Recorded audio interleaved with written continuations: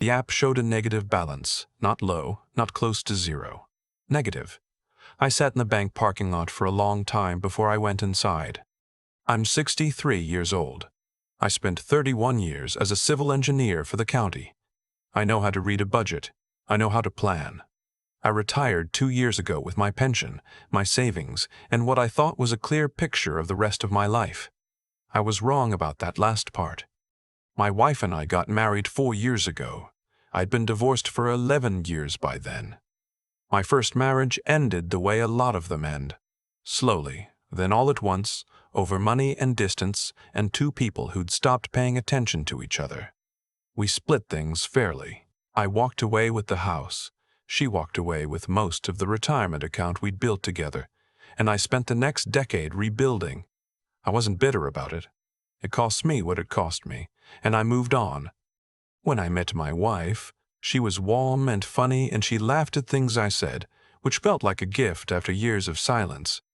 She had a son from her first marriage. He was 24 when we got together. She mentioned him the way you'd mention any grown child, proud, a little worried, the way parents are. He was living in an apartment in Dayton, working at a warehouse, figuring things out. That's what she said, figuring things out. I didn't think much about it. I had a son of my own from my first marriage. He was 30 by then, living in Portland, completely self-sufficient. I assumed her son was on a similar track. I assumed wrong, which meant we got married in the small ceremony in my backyard, 12 people, good food, good weather. I remember thinking that afternoon that I'd been lucky to get a second chance at something good. I held on to that feeling for longer than I should have. The first time her son came up in a real way was about 3 months after the wedding. She mentioned he'd lost his job at the warehouse. Layoffs, she said. I believed her. I asked if he needed anything, because that's what you do. She said he was fine. He'd land on his feet. I said okay. 2 weeks later, she asked me if I could transfer $400 to her account to help cover his rent. Just this one time. He'd have a new job within the month. I transferred the money.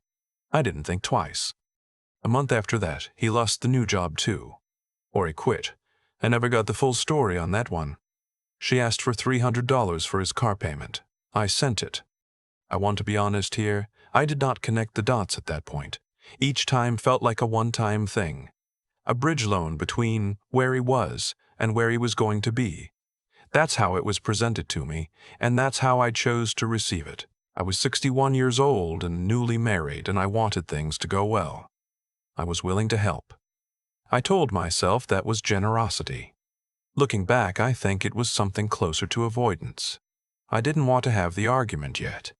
By the time summer came around, about 8 months after the wedding, my wife mentioned that her son's lease was up and his roommates were moving out. She asked if he could stay with us for a little while. Just until he got back on his feet. She used those words, back on his feet, and I remember thinking that implied he had been on his feet at some point and had fallen. I wasn't sure that was true. I said I needed to think about it. I thought about it for 2 days. I told her that I was okay with him staying, but that we needed to set some terms. He could have the guest room for up to 90 days. During that time, he needed to be actively looking for work, not casually, actively. He needed to contribute to household expenses, modestly at first, but consistently. And at the end of 90 days, we'd evaluate where things stood. She agreed. She seemed relieved. She said he'd be grateful, that this was exactly the kind of structure he needed. He moved in on a Friday with 2 duffel bags and a flat-screen TV that was bigger than mine. I want to be fair to him. In those first few weeks, he was reasonably pleasant to be around. He helped with a few things around the house without being asked. He was up at a decent hour. He didn't cause any obvious problems. I thought, okay, maybe this is going to work out fine. But he didn't look for work, not in any real way. He'd mention interviews that never seemed to materialize. He'd talk about applications he'd submitted. I asked once, carefully, if he'd had any callbacks. He said the job market was tough. That was true. It was also not an answer. The 90 days passed. I didn't say anything. I'm not proud of that. I told myself I'd bring it up at the right moment, and I kept not finding the right moment, and then it was December, and he'd been living with us for 5 months. Around that time, I started paying closer attention to our accounts. not because I suspected anything specific. More because I was retired and managing our finances had become one of my main responsibilities, and I started to feel like the numbers weren't quite tracking the way they should. I'd go into the app on my phone and check the balance, and sometimes it would be lower than I expected. I mentioned it to my wife once, casually. She said she'd been spending a little more on groceries because there were 3 of us now, which was true. I accepted that explanation. I didn't look closely enough. That's on me. The clearer picture came in February. I was sitting at the kitchen table with my laptop going through the previous month's transactions, something I did every month, and I saw a charge from a sporting goods store for $312. I didn't recognize it. I scrolled back and found 2 more charges I hadn't caught, $189 at an online retailer I didn't recognize, and $227 at a restaurant that I'd never been to. I sat there for a minute just looking at the screen. I asked my wife about the sporting goods charge. She got quiet for a second, then said her son had needed some things for a job he was starting. Steel-toed boots, work pants. She'd told him to use her card. I asked which card. She looked at the screen. She said she might have given him the wrong one by mistake. Might have. I didn't push it that night, but I went back through 3 months of statements after she went to bed. The total came to just over $1,400 in charges I couldn't account for. Some of them were clearly his. Some of them I still can't say for certain. But the pattern was there. I didn't sleep much that night. The next morning, I sat down with my wife before her son was awake. I pulled up the statements on my laptop and walked her through what I'd found. I wasn't angry, not outwardly. I was 62 and tired, and I'd been through enough in my life to know that being loud doesn't get you anywhere. I showed her the numbers. I asked her to help me understand them. She cried. She said she was sorry. She said he'd asked her for help and she hadn't wanted to come to me because she knew I'd already helped so much and she felt embarrassed. She said it wouldn't happen again. I said I appreciated her saying that. I said I needed us to be honest with each other about money because I was retired and our budget wasn't flexible. She said she understood. I wanted to believe her. I did believe her mostly. I changed the passcode on our shared account app and let it go. 4 months later, in June, I was checking the account on a Thursday afternoon, and I saw a charge from an auto shop for $640. I called the shop. They confirmed the work, a brake job and an oil change on a vehicle that was not either of ours. It was his car. I set the phone down on the counter. I stood there in the kitchen for a few minutes, just breathing. My wife was at her book club. Her son was in the guest room, which had been his room for 11 months at that point. I thought about walking in and saying something. I decided not to. I needed to think. I thought about it for most of that evening. I thought about who I was before this marriage and who I'd been letting myself become inside it. I thought about the $1,400 from February and the $640 from that afternoon, and the $400 and $300 from the early months, and what all of that added up to. It was close to $3,000. Probably more, counting what I couldn't trace. I wasn't angry at the money.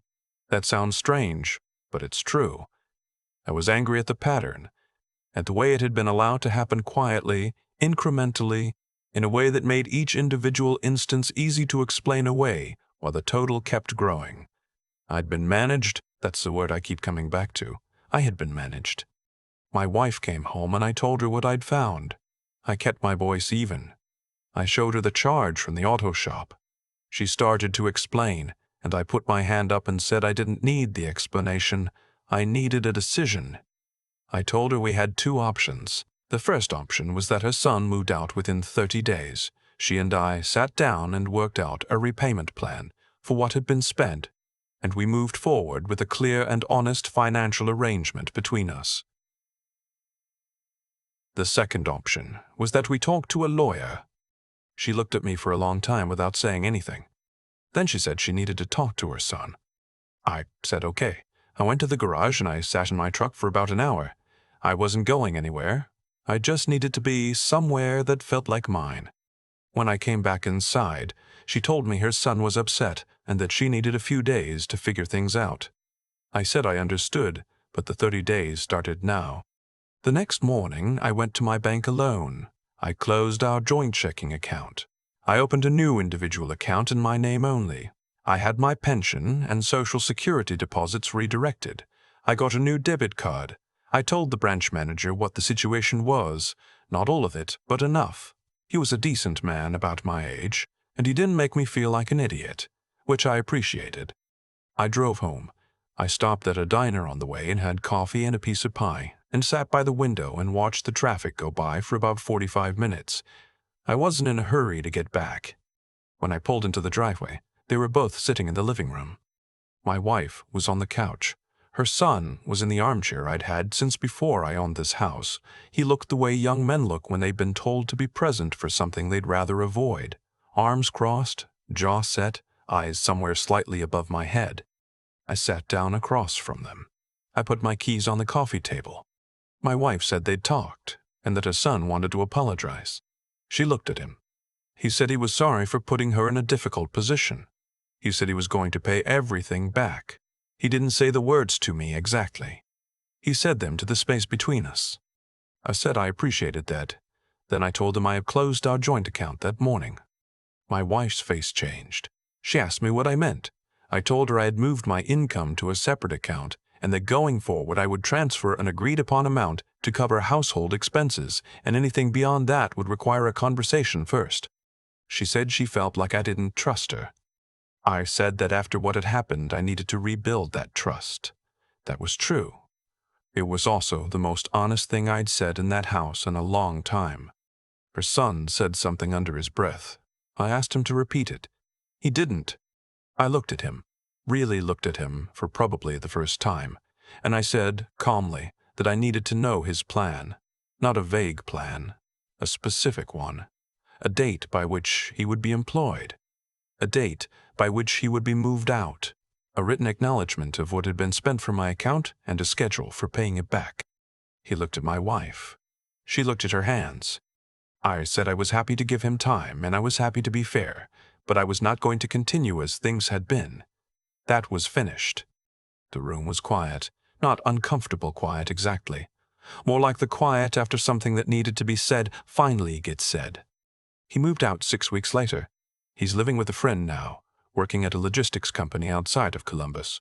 I don't know the details and I don't ask. My wife told me. She tells me things about him the way people report in on someone you've mutually agreed is complicated. Things between my wife and me have been better, honestly. Harder in some ways, more honest in others. We sat down with a financial advisor in September and put together a clear household budget, what I contribute, what she contributes, what goes where. It's all written down. We both signed it. That sounds cold when I describe it, but it doesn't feel cold. It feels like respect. I check my accounts every morning. Takes about 4 minutes. It's not paranoia, it's just paying attention. My son called me a few weeks after everything settled down. He lives in Portland, and we talk on the phone most Sundays. He asked how things were going. I told him the short version. He was quiet for a second, then he said, "Dad, you should have called me." I told him I handled it. He said he knew, but that I could have called. I thought about that for a while, after we hung up. I'm 63 years old. I've been through a divorce and a career and a second marriage, and more than I expected in both directions. I know what it costs to rebuild something. I also know now what it costs to let things go on too long because you want to believe they'll fix themselves. They don't fix themselves. You fix them, or they break all the way. I fixed this one, later than I should have, but before it was too late. That has to count for something. I sat in that living room with my keys on the coffee table, and I thought about the man I was 11 years ago, right after my first marriage ended, rebuilding from scratch, learning to read a budget again, learning to trust my own judgment again. I did not expect to find myself in a similar room, a similar silence, a second time around, but there I was. What I've come to understand is that the situation didn't happen because anyone was purely evil. It happened because I kept choosing comfort over clarity. Every time I had an opportunity to say something direct and chose to wait for the right moment instead, I was making a decision. I just wasn't calling it that. And decisions that go unnamed don't stop having consequences. The $400 became $300, became $1,300, became a brake job on a car that wasn't mine. Each step followed logically from the one before it. That's how these things work. Not in one big dramatic moment, but in 100 small quiet ones. There's something I've had to be honest with myself about. I knew. Not everything, not the exact numbers, but I knew something was off long before I sat down with those bank statements in February. I saw the TV he moved in with. I noticed the interviews that never became jobs. I felt the account balance running lighter than it should. And I kept choosing the explanation that required less of me. That wasn't naivety. That was a choice. And it had a cost. What finally changed wasn't anger. It was clarity. I went to the bank that morning not because I was furious, but because I had thought it through completely, and I knew what needed to happen. There's a difference between reacting and deciding, and I think that difference matters. My son asked me later why I hadn't called him. I told him I handled it.